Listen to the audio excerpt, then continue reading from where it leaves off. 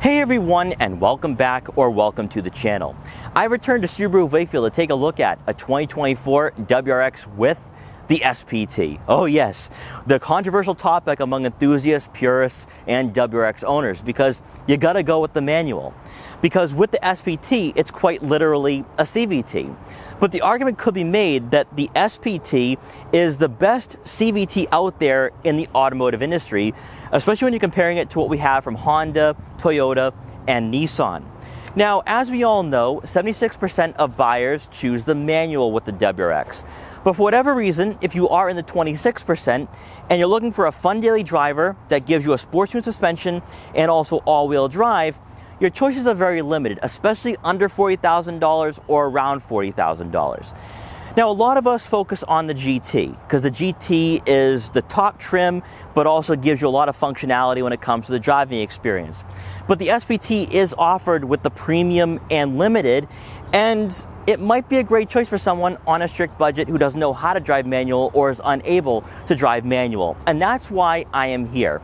I want to experience the WRX with the SPT to see if this transmission can go head-to-head with the DSG and the GTI and the dual clutch and the Elantra N, but also to see if you are somebody who wants a sporty car, but you can't go with a GR Corolla, you can't go with the Honda Civic Si, then maybe going with the WRX with the SPT might be a great choice. Now, before we get started, I want to give a huge shout and thank you to my friends here at Subaru of Wakefield in Wakefield, Massachusetts for letting me come down here to check out their WRX inventory.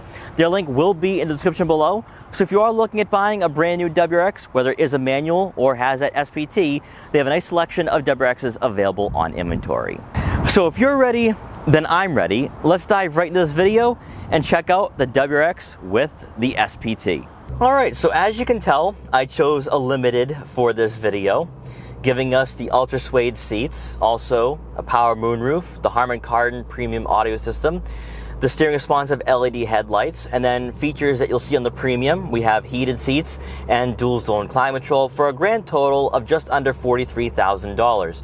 Now that kind of doesn't prove one of my points that you can get this car for under 40 grand, because you can do that with the premium. But the reason why I chose the limited, one, I like the ultra suede seats. I also like the fact you have the soft touch materials on the dashboard. But when you're cross shopping this with, say, an Elantra N or even a Volkswagen GTI, those vehicles, depending on the trim for the GTI more specifically, you're going to have the softer touch materials, and with the Elantra N, you're going to have the suede seats. You're going to have those sportier seats. So I want this to be a very fair comparison. But you can go with the premium and still be very happy with your choice. Now, mechanically, you have a 2.4 liter turbocharged 4-cylinder engine producing 271 horsepower. You have a sports tuned suspension, and you also have the Subaru symmetrical all-wheel drive system. And as I already talked about before, there's not a lot of vehicles in this market that you can directly compare this to. And the Mazda 3 doesn't have a sports tuned suspension, and having driven a Mazda 3 turbo, yes, like straight line speed kind of feels like a GTI. Handling and cornering is a completely different story. It's a very luxurious hatchback for what it is. Whereas the WRX, even with the SPT, it feels sporty, it feels engaging. Now, I think the argument could be made that you're going to want to go with the GT because then you have different drive modes, you can set up the driving experience the way you like.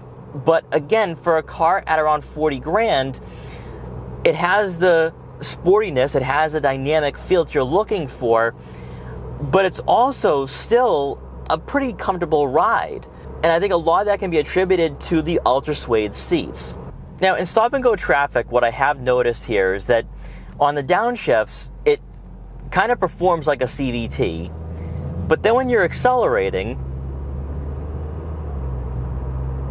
it doesn't skip a beat on the upshifts. Subaru wanted to create a transmission that in a way could go head-to-head with the dual clutch and DSG in the Elantra N and GTI. And when I'm just cruising around town, this kind of reminds me of what I have with my GTI when I'm in eco mode or in normal, where I'm not in an aggressive setting. And when you are just on the throttle very lightly, this feels like a traditional automatic. And you have to commend Subaru for what they've done, because not even the Outback, the Forester, or the Crosstrek gives you a transmission quite like this. I will say though that I do feel a bit lost here because I'm behind the wheel of a WRX and I don't have the ability to rotate the gears myself with a manual, and that does feel very foreign to me, having driven the WRX for 6 straight months as a daily driver. But if you're somebody that, wants a WRX, you like what it's offering, and you commute to work in the city or suburbs, this is going to be a great alternative. It's going to be an option out there for you. So we are at a red light. I'm going to be getting on the highway here. I've put it in manual mode.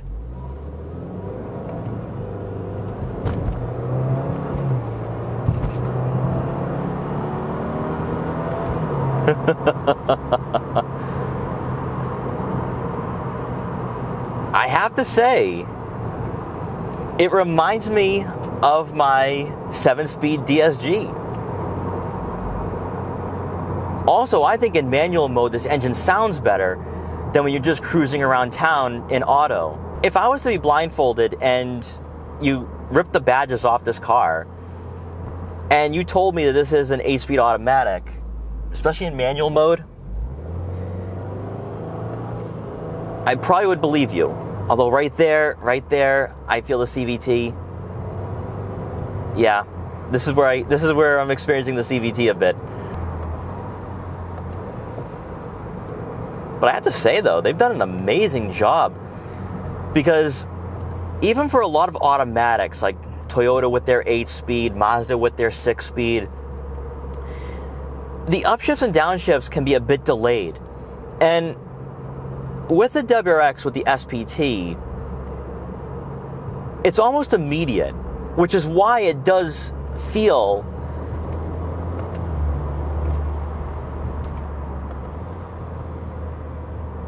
like a DSG or dual clutch.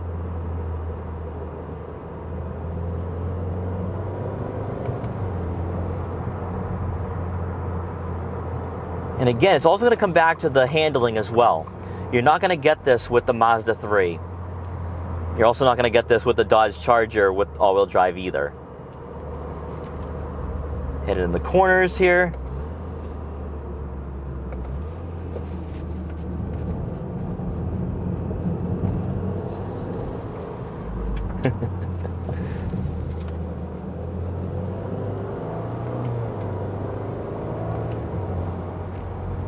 I have to say, what Subaru has done here with the SPT, this is really impressive. My only counter argument here, and I'm going to say this for any car with an automatic, even with the DSG and the dual clutch, that with the paddle shifters, you're never really going to use them unless you're going 8 or 9/10ths, or you're really pushing this car to its limits. And that's what's really kind of changed my perspective on driving in general, that ever since I started driving manual, that I just don't enjoy cars with automatics anymore, because to get that same experience and exhilaration, you have to be on a winding back road 100 or 200 miles outside of a large city, and you can really rotate the gears that way like you're on a track. And I think that with the WRX, it's the same story, but just a bit more magnified, because there are times where even in manual mode, it reminds me of a CVT just because of the droning. It doesn't really mimic the same transmission and the same gear shifts that I experience with, say, a Volkswagen product. But what I will say though is that among competitors that offer an automatic, and even though you'd rather go with the manual, this really isn't a vehicle you can overlook. I think that if you are in that 26%, you're looking for a car that you don't need to rotate the gears yourself, you don't want to deal with that, you just want a car that gives you the fun factor, puts a smile on your face, the WRX can do that with the SPT. When you are rolling, that's where this transmission, I think, feels like a traditional automatic. Now, unfortunately, I'm nowhere near a place that I could accelerate from a dead stop, and that would give you more of that CVT experience with the droning. And the way Subaru tuned this transmission is that it's quicker just going to redline rather than mimicking gear shifts. 0 to 60 times are around 6 seconds, which is pretty standard for a car in this market, even with Volkswagen changing up their 2-liter turbo, making it a bit quicker, retuning it.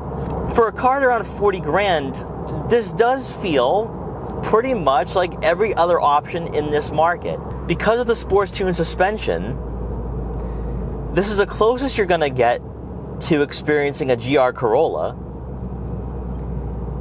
And also because this undercuts the Golf R substantially, because Volkswagen is still having markups, this makes sense. This really does make sense. I would like to see what the sales figures are with the SPT for the WRX, if this is better than what they've experienced with the CVT in the VA generation. Because I have a feeling that 26% might grow over time with this generation. And while I think a lot of purists and enthusiasts would say, well, why didn't Subaru just drop in the 6-speed automatic that we have with the GR86? Or why don't they just use the transmissions that Toyota uses? I think Subaru is trying to do the best they can to keep this purely a Subaru product. And I can definitely appreciate that. I'm not really complaining here in stop-and-go traffic with this transmission. There's not a lot of droning. There's not a lot of what you'd experience with a CVT from Toyota, Honda, and Nissan. This is, in a way, a remedy to fix what the Japanese manufacturers have been doing the last 10 to 15 years with this transmission. That Subaru's kind of proven here that they can do this with the rest of their lineup, and that other manufacturers can do the same. That CVTs don't have to be boring. If there's anything we've learned today, is that Subaru, Toyota, Honda, Nissan, Mitsubishi, and any other manufacturer that likes dropping in a CVT, they can make their consumer vehicles far more enjoyable and engaging to drive than what they've shown over the last decade. While enthusiasts and purists tend to look down upon those who choose an automatic for any vehicle in this segment, if you are somebody that deals with traffic, you live in the Boston area, you live in a city that you're constantly in stop-and-go traffic, you don't want to deal with the manual, this is a great alternative. I think you could purchase this car, whether it's a premium, limited, or GT, and be happy with it. It's a fun daily. And it offers things that you're not going to find in this market. The fact you get all-wheel drive, but also it comes back to the suspension. I've rambled on quite a bit on this channel about this suspension. I think in its market, in its price point, this is the best suspension that you can currently go with, regardless of whether you choose a manual or the SPT. So guys, I hope you enjoyed this video. If you did, please like, comment, share, and subscribe for more. Also, let me know in the comment section below what you think about the SPT. Personally, I would still go with the 6-speed manual. That would be my choice at the end of the day. But for a lot of you who are looking at buying a sports car with an automatic, I'd say check out the WRX because I think it's a great platform, but also I think you have a lot of fun as well. So guys, once again, thanks so much for watching. Take care, and I'll see you guys next time.